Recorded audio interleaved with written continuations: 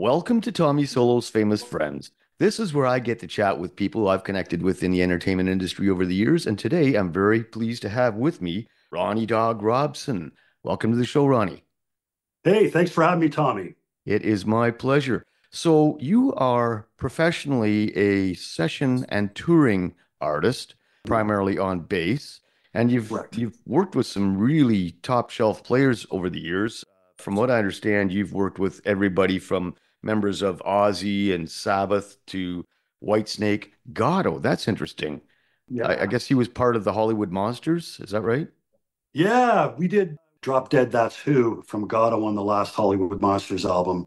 Some great players on that one. Tommy Denander as well, who's worked with Alice Cooper and a bunch of other great people. And it was fun to do that song because it was always one of my favorite Gatto songs. And then have Greg come in to do it was fantastic with Steph Hahn on vocals. Yeah. Very cool. Now, I want to go back to the beginning with you. You started out on piano, taking classical hmm piano when you were just a kid, like 7 years old. Yeah, 6, 7. Yeah, World Conservatory of Music. I come from a background where music was everything in our household. And my mom wanted me to learn an instrument, and piano was a big thing in our house. We had a piano in our house, of course. So she got me doing that as well as my sister. And I'd be, lessons every week, and she'd make me practice every day and different scales. And I learned different songs from Bach, Beethoven, Chopin, all of them. And then theory went with that as well. Yeah, I started out with piano. I still tinker every once in a while. So you're a Yeah. prime example of what I call a consummate musician because you moved from classical piano to guitar a few years Right. later. And Yeah. now all these years later, your rep is as a rock solid bass player. Right. So I was never that guy. I ended up learning keyboards much later, but Mhm. it's interesting to me that you had the support at home as well Yeah. when you were a I kid. did. Yeah. I did. And when I wanted to switch to guitar, I was listening to Sweet and Nazareth and Zeppelin and all these great bands, Jethro Tull. And I wanted to switch. And it wasn't 2 weeks later, next thing you know, acoustic guitar in the house, and I'm going for lessons for that as well. So just to learn the basic fundamentals of guitar. That didn't last very long. I picked things up pretty quick and I was pretty good with my ear. So as soon as I started to learn chords, like basic chords and then bar chords, bang, on the ground running from there. Cool. Now you are not just a straight ahead four-string bassist. You're more versatile than that, and you're one of the few bass players that's on record for using effects as well. So, Yeah. who are some of your major influences on bass? Major influences on bass for me, probably John Paul Jones from Led Zeppelin as the root of everything. Rock, blues, he got into everything. John Entwistle, of course, more of a out there in your face player. Chris Squire from Yes, loved him. Geddy Lee, of course. Geddy's like, can't touch Geddy. And, there's like a few others down the road. Flea, I love later on. It was kind of got into what he was doing, not so much on the slap thing, but how he would construct a song, how he would write his notes into things. That's where he really got me, definitely. But I think John Paul Jones has to be my favorite. Absolutely. Yeah, no kidding. Yeah, John Paul Jones was a major influence on many, many players, that's for sure, as Yeah. were all the other guys that you mentioned. Now, you went to the Humber School of Business, which strikes me odd because I know a lot of guys who went there for the music program. But Yeah. when you were still in school, you were working part-time in a recording studio, is Oh, that right? Oh yeah, I was working in a recording studio and I was working in two restaurants as a sous chef. So it was all part-time, but I was putting in more than full-time hours at that point. And I left the house young. I left really young. I left at 15 years old. Hmm. Yeah. Much to your So mother's chagrin, I'm sure. no, yeah, and my dad's, Yeah. yeah. But it's one thing that I just, it's one of these things where I had to do free spirit and bang, I'm out.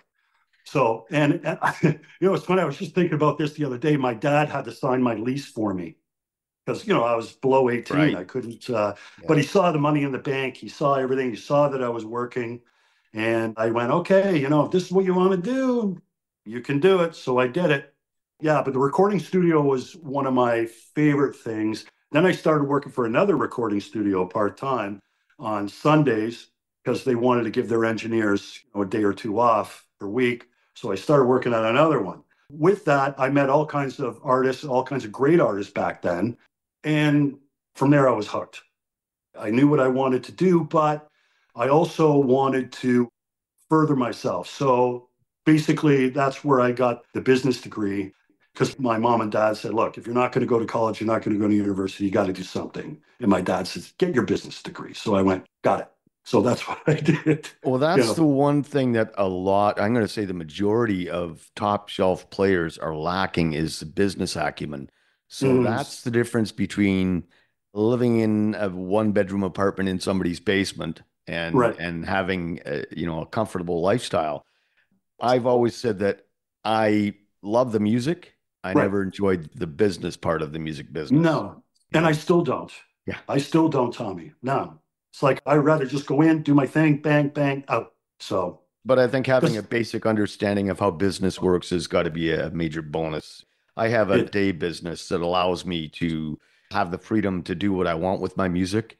right, As much as I'm not concerned about the business part of the music, having right. another business gives me that freedom. Exactly. Exactly. And you know what? I think I was 23, Tommy, where I was having lunch over at my grandmother's house and they had our City of Toronto councillor there. And I think he had a kind of a thing for my grandmother. My grandmother was a beautiful girl. And we were talking and saying, I do this, I'm this and this. And he said to me, he goes, would you ever consider working for the City of Toronto? And I said, you know what? I would consider it most definitely, good money, good benefits, early retirement, this, that, and the other. So I think it was less than 2 weeks later, I started with the City of Toronto. And I did 33 years for the City of Toronto. I retired when I was 55. But within that time, I was always into music projects and film projects and things like that part time. So I never really left that end of things, but I kind of moved forward with the City of Toronto because it was the safest thing that I can do. And a lot of these bands these older Canadian bands, I was talking to them about business, talking to them about what they were doing, and they would get like a salary for working. And that salary wasn't over the top, even back then. So I was really lucky that I took that route going into the City of Toronto because if not, I'd probably still be working to this day and probably less music and more work. But yeah, man, I'm Yeah, happy. And I'm happy now because I can do what I want when I want to do it with who I want to do it. right. Yeah. Yeah. Now, speaking of doing what you want with who you want to do it, Hollywood Monsters, that's a pretty big deal. I mean, Yeah. the names of the people that are involved with that, I mean, Mm-hmm. good grief. How did that happen? Well, it's funny. Stefan, that's his baby, Hollywood Monsters. And we started talking on the internet in regards to something completely different, something else. And we did a couple of songs together, a couple David Bowie songs.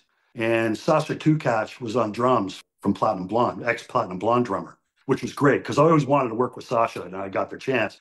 And then it was probably about a month or 5 weeks after Steph said to me, he says, man, I really don't know what I want to do next.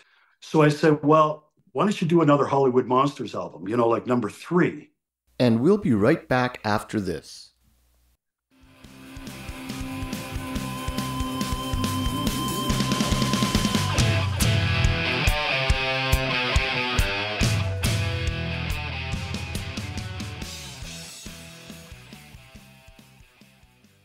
So I said, like, you got great people on the first two. I can get some great people in on the third. Let's do it. Let's do some covers. You've got some originals. Let's get it together. So he immediately said yes. So I said, okay, let's plan for the next album.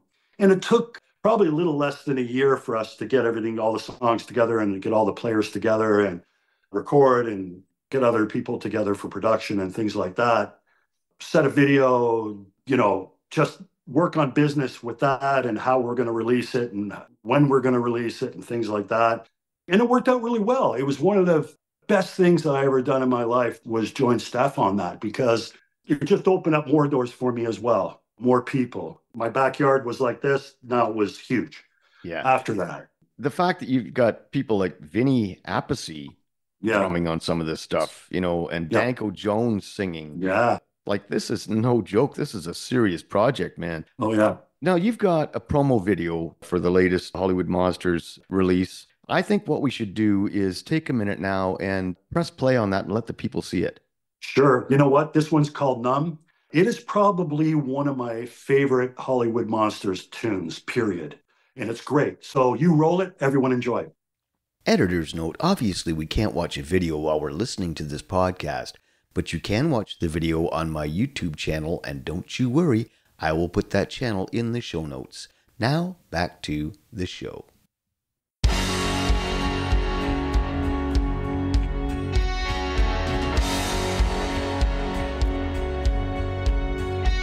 When the feeling's gone, delusion's such a nice place to be, where nothing is real and nothing really matters. Come on, sink it down deep into me, 'cause I'm already numb. You're planting flowers in concrete when you're playing with my soul, saying we makes everything wrong.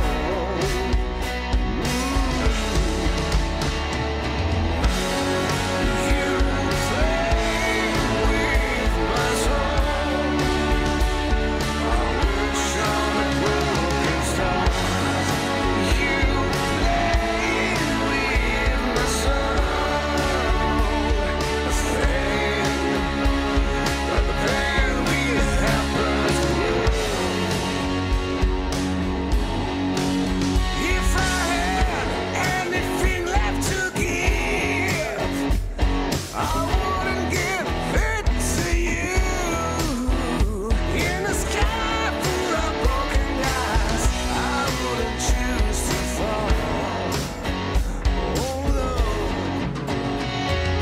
'cause I'm already numb. You're planting flowers in concrete when you play with my soul, save and make everything right. You play with my soul. I wish on a broken star. You play with my soul, saying the pain we have is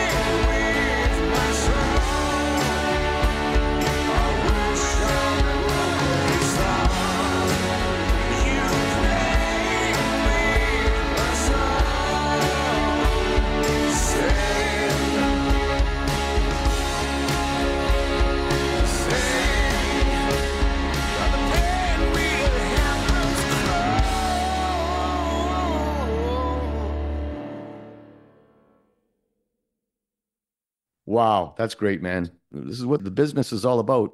There's some really good stuff. And are there hard copies available of the latest project? Yeah, there's Japanese import for Thriving on Chaos, that album.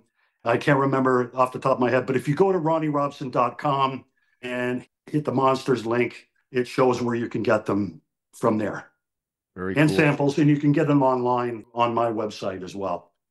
Cool. Now, in Yeah. my notes, I've got that you've played with, was it Michael Schenker or somebody from his band that you've, I think it was Don Airy that I referred to for Michael Schenker. okay. And he was also Yeah. with Deep Purple for a while. Yeah, he was. Great So player. Great And player, no a nice doubt. guy too. And he gets around. I know other artists that he's worked with as well. Oh, he does. And it was funny because there was a guitar solo, and I thought, a little segue into the guitar solo, and I thought, you know what? I'm not just going to hold a bass line. So I hooked up my wah wah pedal, and I held the note, but let it phase through the wah wah, and then the guitar solo started. So I said to staff, I go, "How do you like that? That's good." He goes, "Yeah, I like it, man. That's really, really good." So about, I don't know, 4 or 5 days later, I get the tune back, and it was Don Airey on B3, Hammond with a wah wah pedal. So my wah wah went in, and he carried it on, and I was just like beside myself. I was like, wow. Yeah, it was a surprise to me, and I loved having it on the album. And there was a lot of other surprises too. We would surprise each other, Steph and I. But the musicianship on that album was amazing, and I'm very proud of it. Yeah, and you should be. It's funny, the little tricks that happen in the studio. I was just thinking when you mentioned wah wah, I recorded a song a few years ago in the studio, and the engineer was there with me. And little did I know he had me plugged into a Morley wah. So I'm playing the solo, and he's operating it with his hands. And you didn't even know. I knew when he was doing it, but I didn't know Right, that it was going to happen. So it right. inspired a totally different take on the solo. Yeah, See? yeah, Sometimes it takes outside influence to say, hey, either just do it or make a mention of it. Hey, maybe we should do this. Maybe we should do this. yeah. And that's one thing about remote recording. Communication is key. I can play a bass track and send it off, but I always say, if you're not happy with this, I always record in sections. Like I'll Mhm. record verses, I'll record choruses, I'll record bridges or whatever separately. So if they want something changed, I can change it like that. But just because you've done it once doesn't mean you're going to be not doing it again. And that's the way it should be. Definitely. Yeah, absolutely. And we can strive for perfection, but what is perfection, right? Exactly. And it's really funny because people send me stuff and stuff that they've done, and they ask me, what would you do differently? And I say, don't make it sound so perfect. It sounds inhuman, especially these metal and thrash guys now. It's just like bang, bang, bang, bang, bang, bang, bang. And that's it. There's no deviation. There's no anything, there's no holding a note. There's no, you know what I mean? It's like too mechanical for me. And that drives me crazy. I It get it, really does. and it's a style, and Yeah. there's definitely there are people that appreciate that, but Yep. I've had this conversation with a lot of legacy artists. There's a lot of people Mhm. who, you see these memes. I might be old, but I grew up with all the best music. Well, it was the Yeah. best music for us, you Yeah. know, and there's a whole new generation and there's another one coming after that, There and is. so So, music is the doctor. It's a matter of what doctor you choose and how yep. often you visit for checkup, right? Yeah, no, Uh, exactly. Exactly. But you know what? I always say play it like you would live. Like as you walk out on the stage and you would, just 1, 2, 3, 4. That's the way to do it, man. Because it shows life, it shows personality. And that's the only thing that I'm saying with it is sometimes it lacks that personality. It's just, as I said, it's too mechanical. yeah, It no, I drives me get that. crazy. I understand, like rhythm section, yeah, put it tighter than an otter's butt. Great. But rest of it, no, man. Even vocals are like flatlining. The last single I recorded while I was in the vocal booth, I, on the spur of the moment, decided to sing this song differently than I had over the course of 2 years that I was preparing to record it. Right, And so I listened to the vocal in my truck later and I went, oh my right. God, I actually sang sharp. Yeah.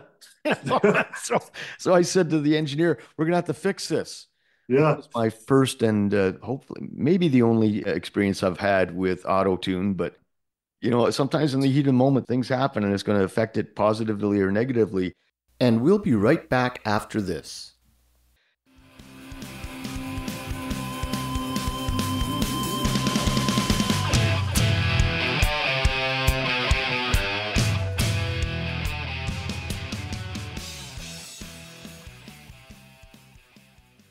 Now, not only are you a successful player, but you're branching out into culinary arts on a more professional level. Tell me about that. Yeah. I'm watching all these online cooking shows and all these culinary based shows where guys are doing reviews at restaurants and this, that, and the other. And they're using other people's music all the time. They're using like how they're getting away with it, I don't know. And I thought to myself, my wife said to me, you should do one. And a few other friends says, you should do one too. And I thought, you know what, I could play all the instruments, write the songs for it, whether it be 35, 40, 45, 50 seconds long, but I can do that all day and every day and film. I just redid my kitchen, and not because of that, because we wanted to redo our kitchen, but it's still in development.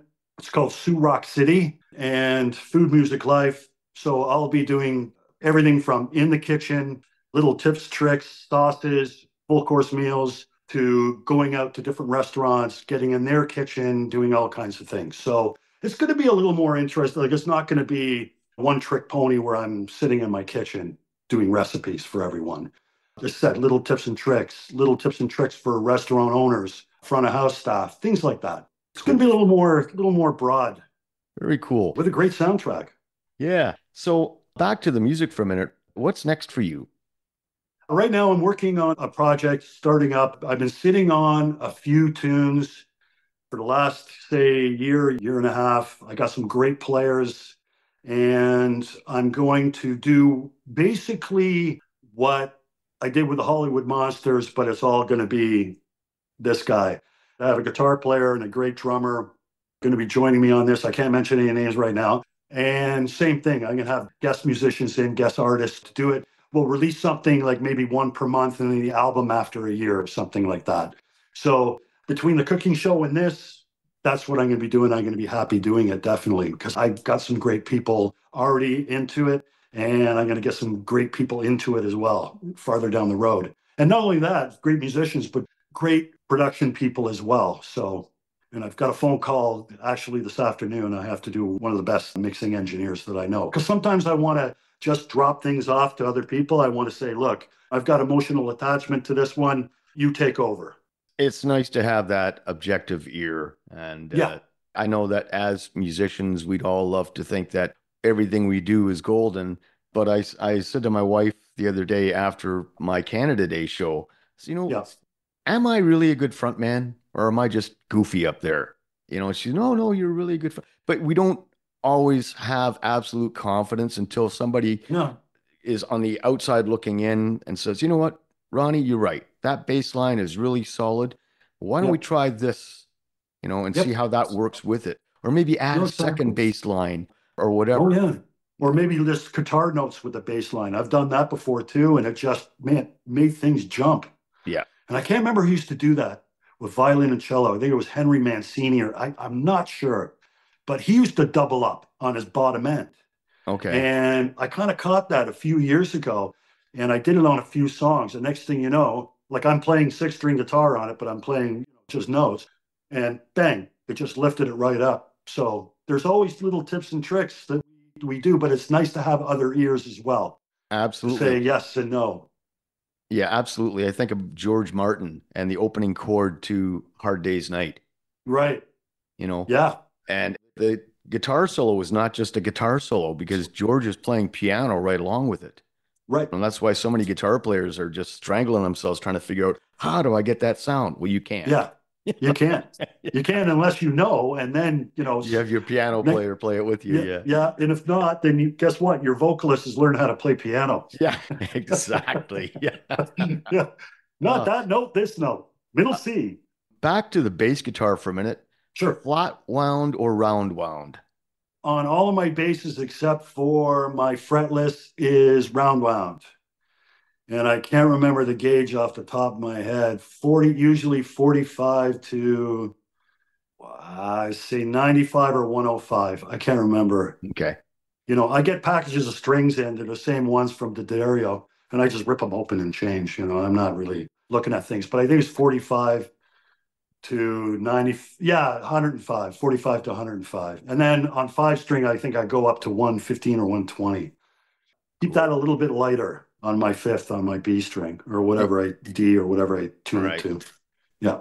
You can see some of the guitars behind me here. Yeah.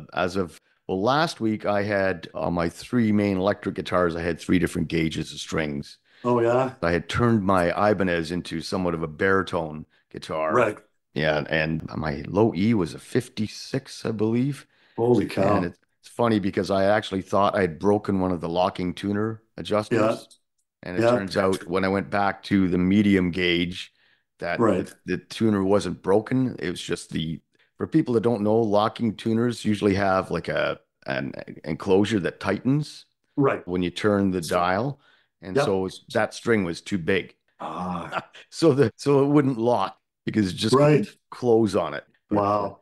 that Yeah, you know said, what? I got to experiment with strings too on my six string. I got a Fender Acoustic Sonic, which is an electric guitar, acoustic guitar, right. hybrid kind of deal. And I want the more so for the acoustic tones.